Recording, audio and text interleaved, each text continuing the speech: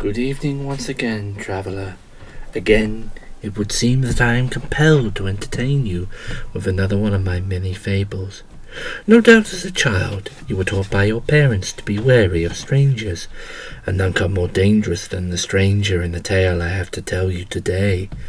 Come, dear traveller, sit and join me for a cup of delicious cocoa while I tell you the tale I call Last Train Home. Spanning across the Irish Sea, the Vicarstown Bridge connects the island of Sodor to the mainland Britain.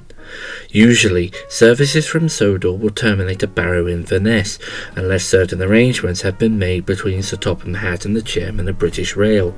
One night, James was waiting in the goods yard at Barrow with a stopping goods bound for London. He was meant to hand over the consist to a mainland diesel who would take it on the rest of the way, but the diesel was running late. Honestly, these mainland diesels really are something. Brag about being revolutionary, yet this one can't seem to keep up to schedule. Never mind, James. Once we hand this over, we'll be able to go home. I'll believe it when I see it. Excuse me? James looked down to see a smartly dressed gentleman looking up at him. The sudden appearance of the man rather took James by surprise, as he was pretty certain he hadn't seen or heard the man approaching. Oh, I'm terribly sorry, sir. I didn't see you there.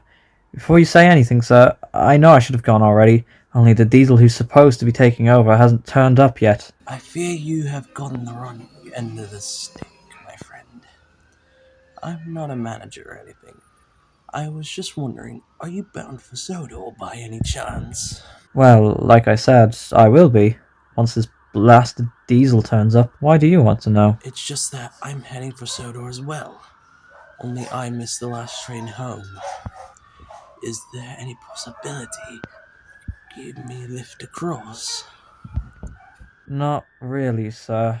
You see, I'm not allowed to carry passengers outside of the scheduled services unless I've authorization from Sir Charles Topham Hatt, the director of the railway on Sodor. Is there any chance you could book into a hotel and catch the first train tomorrow? Oh no. It'll be late by then. I have to get across the bridge before sunrise. It's very important. And why is that, if you don't mind me asking, sir? Well, Oh, come on, James. Do the guy a favor. Let me guess, mate. It's your kid's birthday tomorrow, and you promised the missus you'd be home to wish them happy birthday the minute they open their eyes. Am I right? Oh yes, you're absolutely right, my little darling Susan. Will be heartbroken if she wakes up and finds her dear father isn't there to wish her happy birthday. Right, that's settled then. Hop in. Phil, you can't be serious. Regulations clearly state that... And since when did you give a toss about what regulations say? Come on, James, you heard what the fella said. His kid's depending on him. But... James got no further in his argument, as the diesel assigned to take over the train rumbled up alongside, giving a toot on her horn as she did.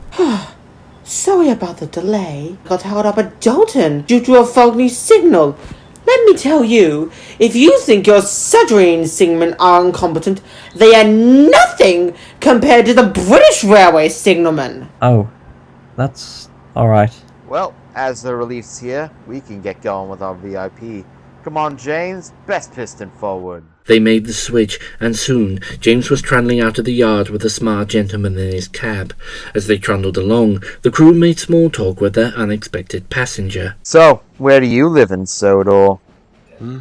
Oh, I can't really say. I move about so often I'm never in one spot for long.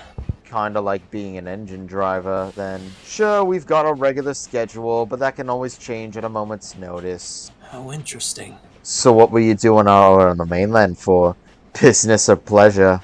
Guess you could say both. So, how old's your kid gonna be? Oh, Sophie will be 9. Sophie? I thought you said his kid's name was Susan. Also, that response to where he lived was pretty vague. It almost sounded like he didn't really want to answer the question. 9, eh?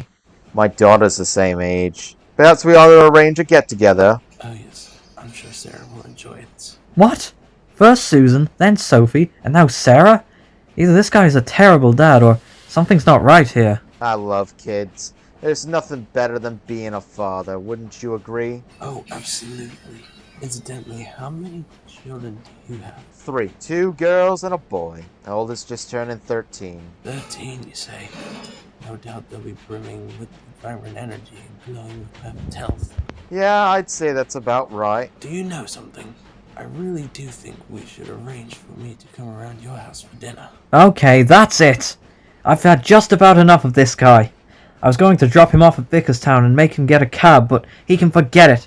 I'll drop him here and he can walk. James concentrated hard, then sharply applied his brakes before releasing them again.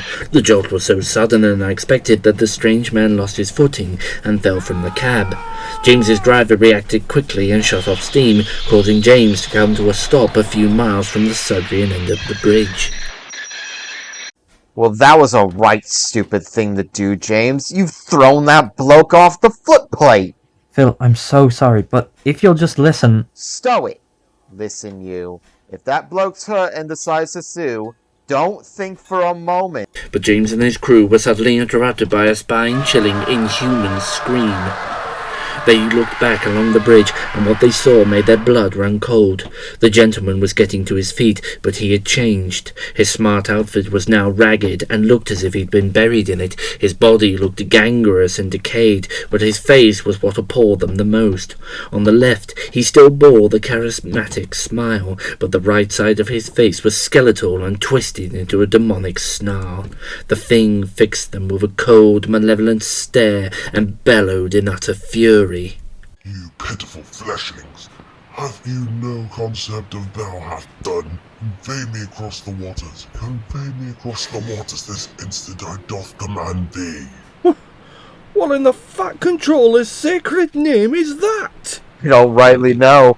Well, what I do know, it sure as ain't traveling on my engine. The fireman scrambled back into the cab as the driver threw open the regulator, and James puffed his pistons with all his might.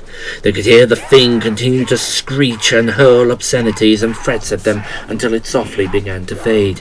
They didn't stop running until they reached Tidmouth and backed down into a berth.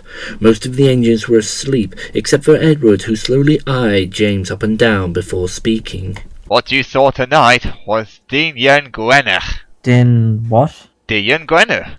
It's old surgery for the Smiling Man, a mythical creature native to the island, although I have heard reports of sightings on the mainland. But why me? What did I do that made him single me out? 2 simple things. Firstly, you provided an opportunity of conveyance. Din Yen Gwenach cannot cross running water by itself.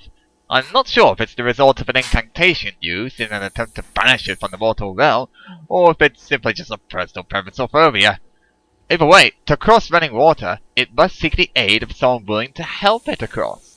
It will normally appear to these individuals as a harrowed soul who is desperate to cross the water before sunrise and has missed the last official form of transport across.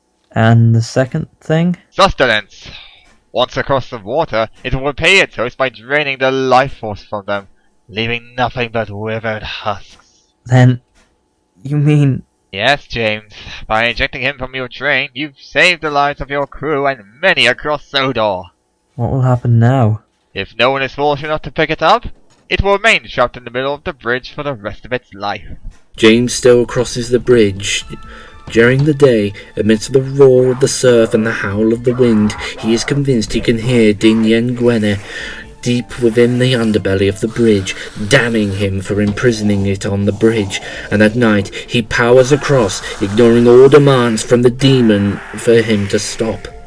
So far, Edward's hopes that no one will be foolish to offer Din Yen Gwene transportation have held up, but of course, that can always change. I say, what are you doing in the middle of the bridge?